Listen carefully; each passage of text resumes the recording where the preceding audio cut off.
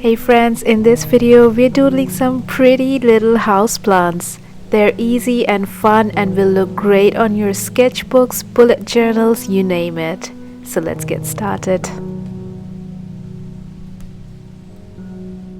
Welcome back friends to another fun tutorial where we learn to draw and doodle stuffs. My name is Anita and today we're doodling some beautiful plants that I love having around my house. When drawing plants, you can look at the plants in your own home if you own a few, or you can look at some reference pictures. I'm keeping things simple today and we'll be drawing 4 different plants on each corner of the page of my sketchbook here.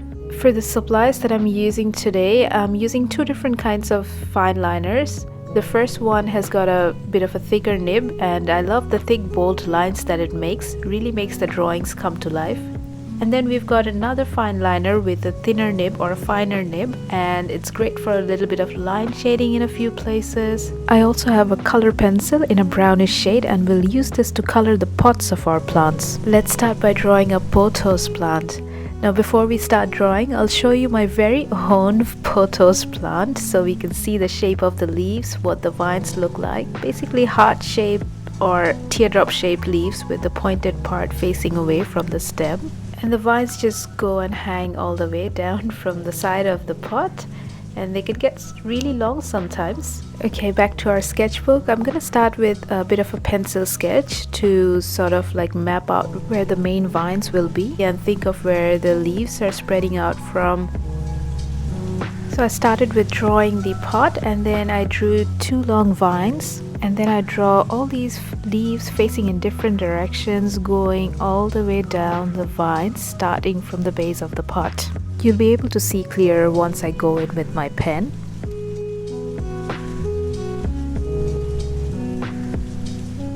So now I'm using my pencil guidelines to draw a whole bunch of leaves with my pen. When drawing leaves, I like to add in lots of variations by changing the directions the leaves are facing. Some leaves can be folded at the vein, you can change the size of the leaves. All these things help to give the plant a natural look. So I started drawing from the base of the pot and just following the vines to go all the way down.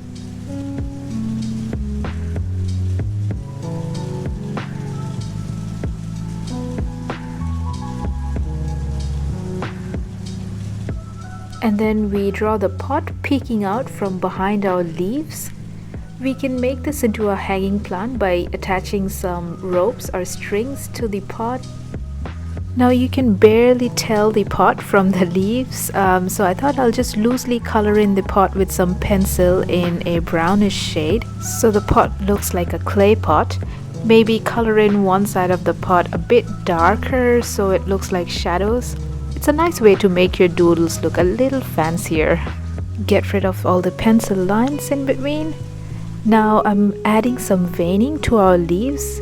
I love adding these details to the leaves. It's just so meditative for me, just repeating the patterns of the veins. So I like to take my time to do that. That's our first plant done. Let's draw a monstera plant next. Now it's fun to switch up the pots when drawing a page full of potted plants. So for this guy here, I just drew a wicker basket. For monsteras, the base shape of the leaves are heart shapes or like teardrop shapes again with pointed ends. So I'm just roughly sketching out where I want my leaves to be.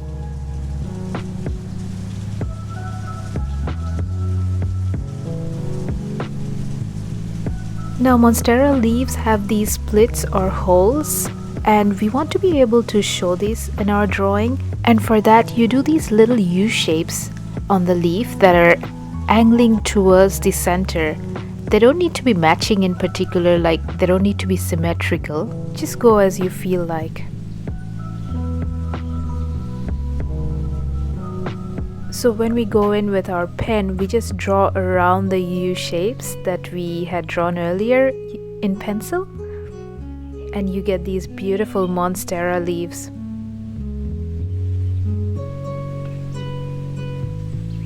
Now you can draw the center line and add some of those holes Now you can make this into a big plant and add as many leaves as you feel like, or you can keep it simple with a few leaves. I'm just gonna go with about 4 or 5 facing in different directions. You can make some of the leaves a little bit smaller. The ones near the base of the pot are usually a little bit smaller and they don't have those holes or the splits. Join the leaves using some stems, and we'll finish off by drawing the basket peeking out from behind the leaves. You can add some texture to your basket if you like doing some crisscross patterns like I'm doing here. I'll also color in inside the pot to make it look like we've got some soil or some dirt in there. You can add some veins to the leaves and color in the pot or the basket if you like.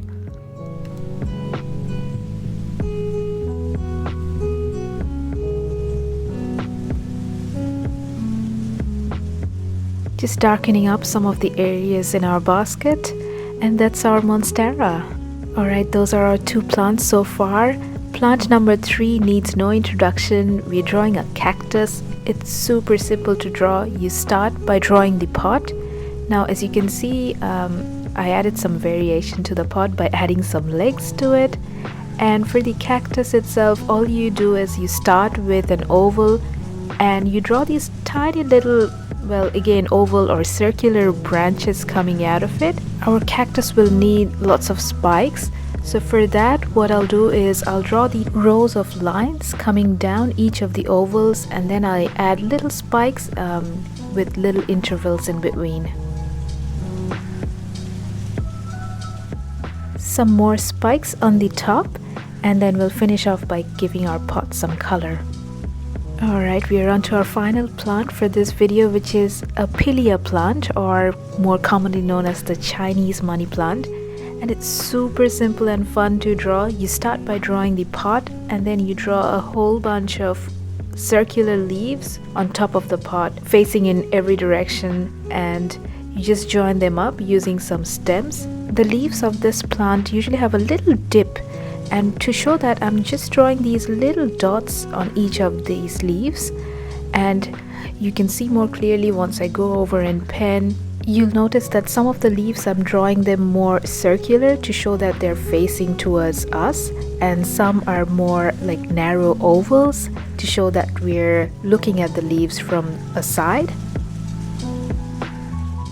I'll draw the pot first before I start joining up the stems, so I know where to finish my stem. Some of the stems could be hidden behind the leaves.